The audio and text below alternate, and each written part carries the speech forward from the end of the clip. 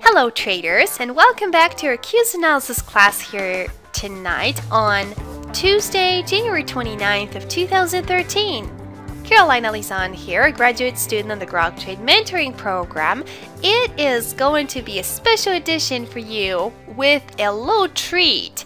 I thought that it was going to be a great idea to share an intraday Qs chart with you and show you some of the formations that I saw and I played on a 5-minute Qs chart today. With this said, let's take a look at the Qs 5-minute chart and let's see what happened.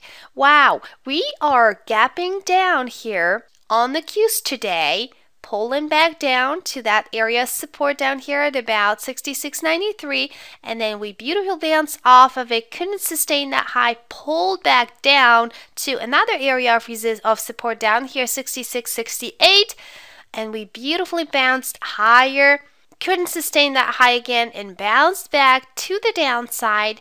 And with this little pullback right here, we do see a beautiful formation on the Qs chart, which is called a symmetrical triangle. That was a really nice formation that I saw forming. And what I was looking for was a breakout one way or the other. Symmetrical triangles can break up or down. And with this here, we are breaking outside of that symmetrical triangle to the upside on a pretty decent volume. That was a really nice entry. We are going higher, boom.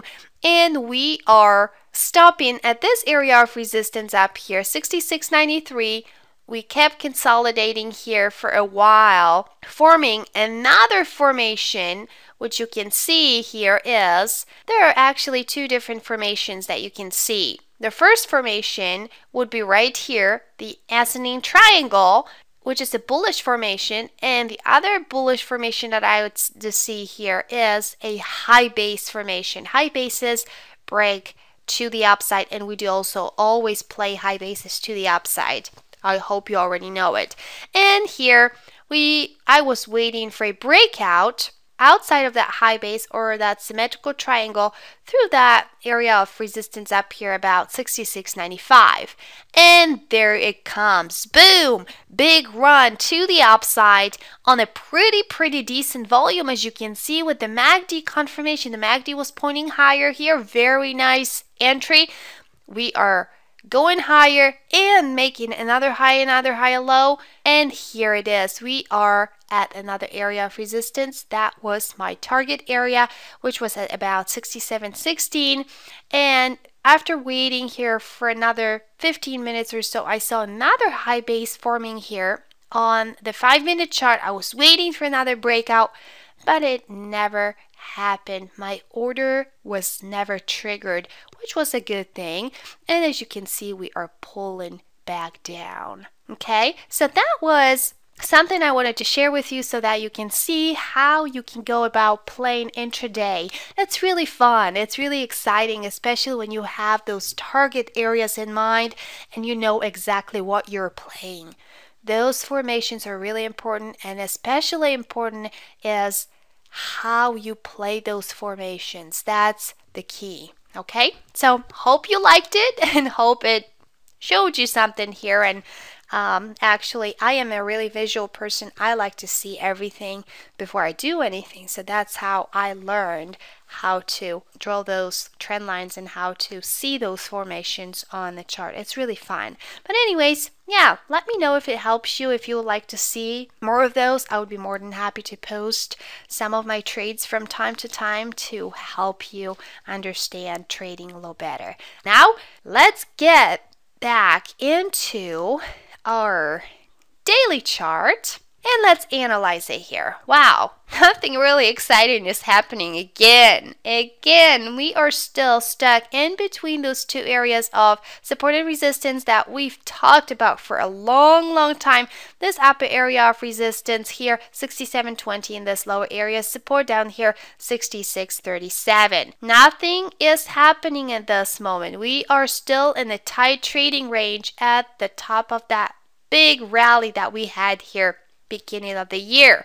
But the interesting thing here is today, as you can see, we were going lower, and as you saw on my intraday chart, we hit that area support. Look at this. Beautiful, beautiful test of that lower area support.